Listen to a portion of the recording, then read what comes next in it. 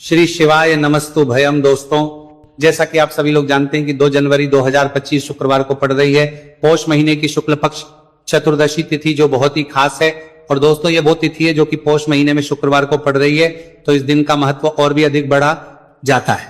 पूज्य गुरु जी ने कहा है कि अगर कभी भी मौका लग जाए और पौष महीने की चतुर्दशी तिथि शुक्रवार को पड़ जाए तो इस दिन आपको 11 गेहूं के दाने वाला उपाय जरूर करना चाहिए, क्योंकि ऐसा संयोग बहुत ही कम आता है। और दोस्तों, इसी दिन किया जाने वाला पंडित जी द्वारा बताया गया 11 गेहूं के दाने वाला उपाय आप लोगों को जरूर करना चाहिए। और अगर आप लोगों ने इस उपाय को नहीं किया है या किसी कारणवश नहीं कर पाए हो तो चतुर्दशी तिथि के दिन इस उपाय से मत चूकना। दोस्तों देखिए, ये दिन इतना खास होता है, इतना महत्वपूर्ण होता है। देखा गया है कभी कभी बड़े बड़े पूजा पाठ अनुष्ठान से जो मनोकामना पूर्ण नहीं होती है, वह पौष महीने के शुक्रवार के दिन एक छोटे से करने से ही आपकी मनोकामना पूर्ण हो जाती है। और बहुत सारे लोगों ने इस उपाय को किया भी है और उनको इस समथन के उपाय को करने का फल भी जरूर मिला है। अगर आप लोग भी इस उपाय को चतुर्दशी तिथि के दिन करना चाहते हैं तो आप इस उपाय को पहले अच्छे से समझ लेना, सुन लेना, उसके बाद करना। आपको इस उपाय का फल जरूर मिलेगा। देखना आपकी सभी मनोकामनाएं पूरी हो जाएंगी। दोस्तों, हम आपको यहां पर बता दें कि ये जो गेहूं के दाने वाला उपाय, ये उपाय पंडित जी ने अपनी अभी की शिव महापुराण की कथा में ही बताया है। और इस उपाय को करने से आपके घर में चाहे किसी भी प्रकार की दुख और समस्या क्यों ना चल रही हो, आपको उसका कारण भी नहीं पता है कि भाई ये समस्या किस कारण से चल रही है। उसका कुछ भी कारण हो सकता है, जैसे पितृदोष हो सकता है, काल सर्प दोष हो सकता है, या किसी भी तरह का मंगल दोष भी हो सकता है, और भी बहुत तरह के दोष होते हैं। कुछ भी हो सकता है, पर आपको इसको करने के लिए अपने दोष को पता लगाने की भी जरूरत नहीं है। आपके घर में किस कारण से इतनी दुहक और परेशानी आ रही है, वो भी आपको पता लगाने की जरूरत नहीं है। बस शुक्रवार के दिन इस उपाय को कर लेना, क्योंकि इसी एकमात्र उपाय को करने से आपके पूरे घर परिवार में सुख और शांति हो जाएगी। आपके घर में अच्छे अच्छे काम होने लगेंगे। आपकी जो भी मनोकामना होगी वह भी धीरे धीरे करके पूर्ण होना शुरू हो जाएंगी।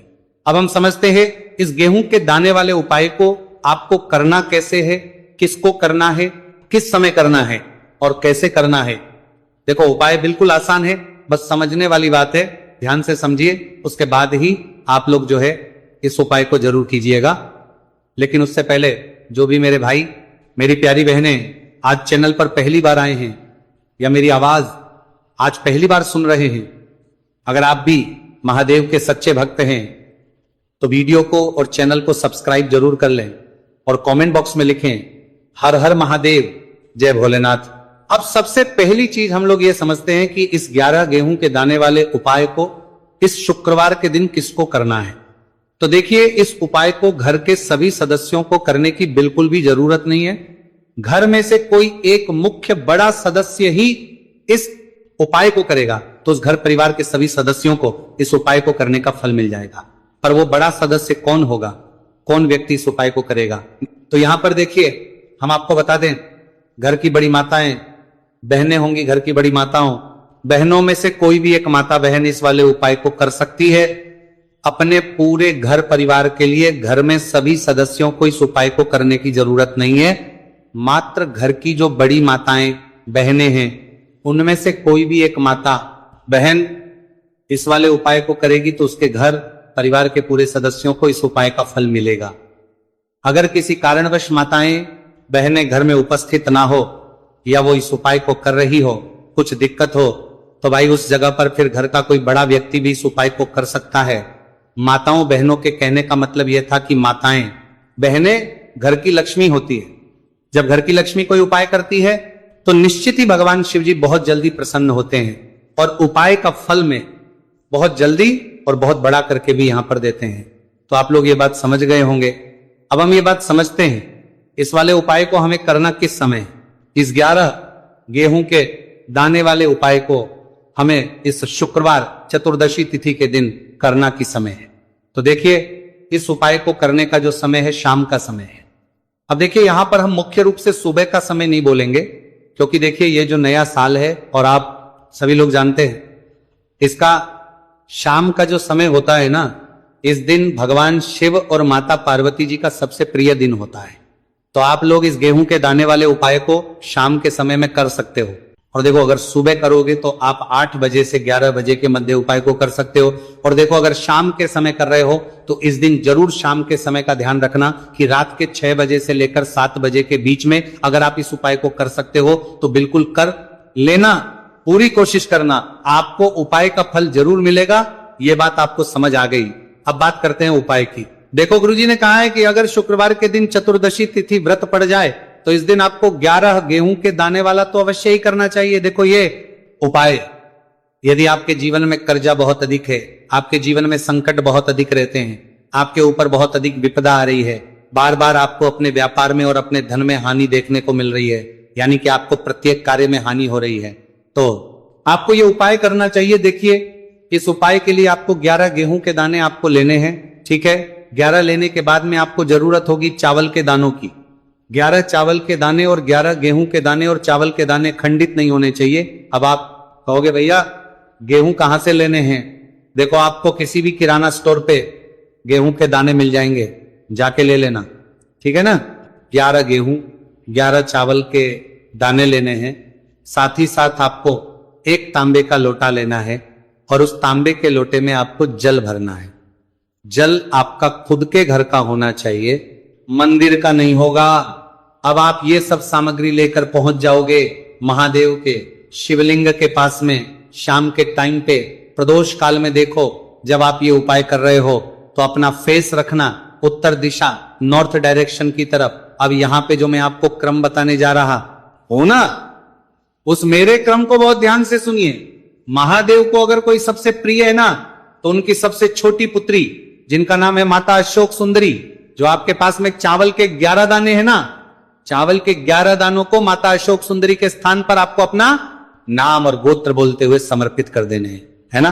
चावल के दानों को रखने के बाद में जो आपके पास में तांबे का लोटा है ना, उस तांबे के लोटे को कहीं पे भी हम जल नहीं चढ़ेंगे। सिर्फ और सिर्फ माता पार्वती का जो हस्तकमल आपको दिख रहा है यहीं पे गोल गोल आपको समर्पित करना है, उसी जल को, और कहीं नहीं।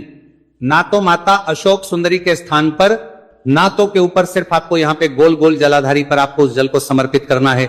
अब आपके पास में बचे हुए हैं 11 गेहूं के दाने, और बचे हैं उन्हीं 11 गेहूं के दाने को आपको अपनी मनोकामना, अपने विशेष कहते हुए महादेव के शिवलिंग के ऊपर अगर आप चतुर्दशी तिथि के दिन प्रदोष काल में समर्पित कर देते हैं तो आपकी जो भी मनोकामनाएं होंगी, जो भी विश होंगी, महादेव पूरी जरूर करते हैं। अन्न समर्पण करने से, उस खासकर गेहूं को समर्पण करने से हमारी इच्छाएं पूरी होती हैं।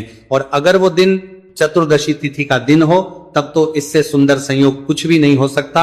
आपकी इच्छाओं को पूरा करने के लिए बहुत स्पेशल, बहुत प्यारा सा उपाय आप सभी को जरूर करना है। ध्यान में रखिएगा, ये उपाय प्रदोष काल में करना है। देखो गुरुजी ने कहा है भगवान शिव के शिवलिंग पर 33 कोटि देवी देवताओं का वास होता है। अगर हम लिंग के सामने कुछ भी उपाय करते हैं तो हमारे सभी देवी देवता हमसे खुश हो जाते हैं। ये उपाय आपको अवश्य करना है। देखो सुबह के टाइम नहीं कर सकते, ठीक है। अब बात करते हैं अगले उपाय की। देखिए इस उपाय के लिए आपको 2 दीपक लेने होंगे। दोनों ही दीपक आप मिट्टी के भी ले सकते हैं और दोनों ही दीपक आप शुद्ध आटा मढ़कर उनके भी तैयार कर सकते हैं। अब दोस्तों दोनों ही दीपक के अंदर आपको शुद्ध घी का प्रयोग करना होगा और एक दीपक अंदर आपको गोल रुई की बाती का प्रयोग करना होगा और एक दीपक के अंदर आपको लंबी बाती का प्रयोग करना होगा। लंबी बाती वाले दीपक के अंदर आप मौली वाला जो धागा आता है कलावा का, उसकी बाती का प्रयोग भी आप लंबी बाती वाले दीपक के अंदर कर सकते हैं। देखिए 2 दीपक वाला ये चमत्कारी उपाय केवल शुक्रवार की रात्रि में ही किया जाता है, इसीलिए आपको इस उपाय को बहुत ही ध्यान से समझना। इसी के साथ में आपको एक चुटकी काले तिल के दाने लेना है और इसी के साथ में आपको मात्र एक चुटकी हल्दी भी लेनी होगी।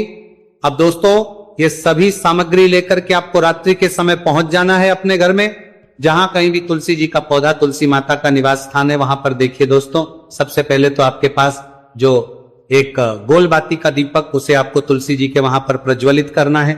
दीपक को प्रज्वलित करते समय आपको ओम नमो भगवते वासुदेवाय या इस मंत्र का 11 बार जाप कर लेना। अब देखिए दोस्तों, आप जो एक चुटकी काले तिल के दाने लेकर के आए हैं उन्हें आपको अपने सीधे हाथ में रखना है और जो आपने गोल बाती वाला दीपक प्रज्वलित किया है माता तुलसी जी के वहां पर, उसके ऊपर से आपको इन एक चुटकी काले तिल को घड़ी की दिशा में घुमाना है। आपको अपना नाम और अपनी गोत्र को बोल देना है और फिर आपको इन काले तिल को उससे जलते हुए दीपक के अंदर डाल देने हैं। देखिए काले तिल भगवान विष्णु के पसीने से उत्पन्न हुए हैं और जब हम ये दीपक रात्रि में प्रज्वलित करते हैं तो इससे हमें हमारे कर्ज में राहत मिलती है, हमारे जीवन में धन प्राप्ति के नए नए मार्ग खुलते हैं, हमारा अगर कोई भी कार्य रुका हुआ है तो वह भी परिपूर्ण होता है। देखिए गोलबाती का जो दीपक है विशेषकर हम माता तुलसी के वहां पर भगवान विष्णु और माता लक्ष्मी के निमित्त प्रज्वलित कर रहे हैं। इस प्रकार से आपको ये दीपक प्रज्वलित कर देना है। अब जो आपके लंबी बाती का दीपक है, एक चुटकी हल्दी है, तो इससे आपको लेकर के पहुंचना है अपने घर के मंदिर में। आपके घर के मंदिर में माता लक्ष्मी की जो भी प्रतिमाई मूर्ति है उनके सामने सबसे पहले तो आपको ये लंबी बाती का दीपक रखना है, फिर आपको दीपक को प्रज्वलित कर देना है। दीपक को प्रज्वलित करते समय आपको महालक्ष्मी इस मंत्र का जाप करते रहना है। अब दोस्तों आपके पास जो एक छुटकी हल्दी है उसे आपको अपने सीधे हाथ में रखना है और इस एक छुटकी हल्दी को आपको उस दीपक के ऊपर से 11 बार घड़ी की दिशा में घुमाना है और आपको महालक्ष्मी नमः मंत्र का जाप करते रहना है और इस एक चुटकी हल्दी को आपको उसे दीपक के अंदर डाल देना। देखिए एक चुटकी हल्दी वाला जो दीपक है आपके जीवन से दुर्भाग्य को समाप्त करता है, माता लक्ष्मी की आपको कृपा प्राप्त करवाएगा, धन प्राप्ति के आपके जीवन में नए मार्ग बनाएगा। देखो अगला उपाय है वो भी बहुत ज्यादा खास है। तीनों उपाय दोस्तों देश भर में ज्यादा को आप जरूर सुनना, क्योंकि जो आपको अच्छा लगे वो उपाय आप कर सकते हैं। देखिए इस उपाय के लिए आपको 2 हरी इलायची लेनी होगी। हरी इलायची आपको साबुत लेनी है, खंडित नहीं होनी चाहिए। और इसी के साथ में आपको मात्र थोड़ा शहद लेना है। शहद आपको मात्र आधा चम्मच या फिर उससे भी कम ले लेना है। और इसी के साथ में आपको एक दीपक दीपक आप चाहे तो मिट्टी का भी ले सकते हैं और आप चाहे तो शुद्ध आटा मढ़कर उसका दीपक भी आप तैयार कर सकते हैं। इस दीपक के अंदर आपको मौली का जो धागा आता है कलावा का, उसकी बाती का प्रयोग करना होगा। यानी कि इस दीपक के अंदर आपको लाल रंग की बाती का प्रयोग करना होगा और इस दीपक के अंदर आपको शुद्ध घी का प्रयोग करना होगा। अब ये सारी सामग्री लेकर के आपको अपने घर में जो भी मंदिर है वहां पर पहुंच जाना है और आपको मां लक्ष्मी के किसी भी स्वरूप के सामने बैठ जाना है। अगर माता लक्ष्मी की फोटो है, माता लक्ष्मी की प्रतिमा है तो उनके सामने आपको बैठ जाना है। अगर माता पार्वती की प्रतिमा है तो उनके सामने आपको बैठ जाना है, यानी कि किसी भी माता के स्वरूप के सामने आपको बैठ जाना है। अब देखिए सबसे पहले तो आपको माता रानी के सामने सी चावल की ढेरी बना देनी है, यानी कि सी अक्षत के दाने आपको माता रानी के सामने रखना है। उसके बाद आप एक दीपक लेकर के गए हैं, उस दीपक को आपको उन्हीं चावल के दानों के ऊपर रख देना है और फिर इस दीपक को आपको माता रानी के सामने प्रज्वलित कर देना है। देखिए इस दीपक को प्रज्वलित करते समय आपको लक्ष्मी नम इस मंत्र का लगातार जाप करते रहना है। दीपक को प्रज्वलित करने के बाद आप जो 2 हरी इलायची लेकर के गए हैं उसमें से एक हरी इलायची को तो आपको उसी दीपक के अंदर डाल देनी है और वहीं पर आपको से कम 21 बार ओम महालक्ष्मी नमः इस मंत्र का जाप कर लेना है। अब आपके पास जो शहद है और एक हरी इलायची है उसे सीधे आपको लेकर के पहुंच जाना है। भगवान शिव के मंदिर में पूज्य गुरुजी ने बताया है कि यह उपाय आपको सिर्फ और सिर्फ शाम के समय ही करना होगा। शाम को जब भी सूर्यास्त का समय होता है तो उस समय आपको यह उपाय करना है। लेकिन सबसे पहले तो आपके पास जो एक हरी इलायची है उसे आपको शहद के अच्छे से डुबो देना है, यानी कि शहद का लेपन उसे हरी इलायची के ऊपर चारों तरफ आपको कर देना है। अब ये जो शहद से युक्त हरी इलायची है इससे आपको भगवान शिव के शिवलिंग पर अर्पित कर देनी है और आपको वो श्री इस मंत्र का लगातार जाप करते रहना है। फिर इसके बाद आपको 1 लोटा जल भी अपने साथ लेकर के जाना है, तो ये 1 लोटा जल भी आपको धीरे धीरे शिवलिंग पर समर्पित कर देना है और आपको इस मंत्र का जाप करते रहना है। फिर इसके बाद आपको अपने घर आ जाना है। इस प्रकार से आपको ये उपाय कर लेना है। तो चलिए दोस्तों जान लेते हैं गुरुजी द्वारा बताए गए दूसरे उपाय के बारे में। देखिए इस उपाय के लिए आपको लेना है 11 चावल के दाने। गुरुजी ने कहा है चावल के दाने खंडित नहीं लेने हैं, बिल्कुल साबित होने चाहिए। उसके साथ में आपको लेना है एक बेलपत्र। बेलपत्र का भी नियम है, अगर आपके पास बेलपत्र नहीं है तो आप शिवलिंग से उठाकर उसको पुनः शुद्ध जल से धोकर इस्तेमाल कर सकते हैं। इस प्रकार आपको बेलपत्र लेना है। इसके बाद आपको 1 लोटा जल लेना है। अब ये सब सामग्री लेकर आपको जाना है महादेव के मंदिर में। देखो अब आपको उत्तर साइड में खड़े हो जाना है और सबसे पहले आपको एक बेलपत्र अपने हाथ पर और 11 चावल दाने रखकर शिवलिंग के ऊपर अपना नाम और गोत्र बोलते हुए समर्पित कर देना है और का लगातार जाप करना है।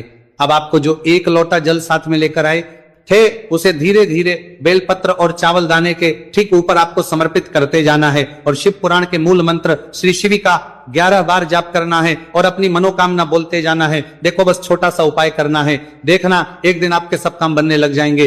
गुरुजी का बहुत ही विशेष उपाय है। चलते तीसरे उपाय के देखिए। देखो इस उपाय के लिए आपको लेना है एक गोलबाती का दीपक। आप चाहे तो मिट्टी का ले सकते हैं या फिर घर से शुद्ध आटा मढ़कर उसका दीपक आप तैयार कर सकते हैं।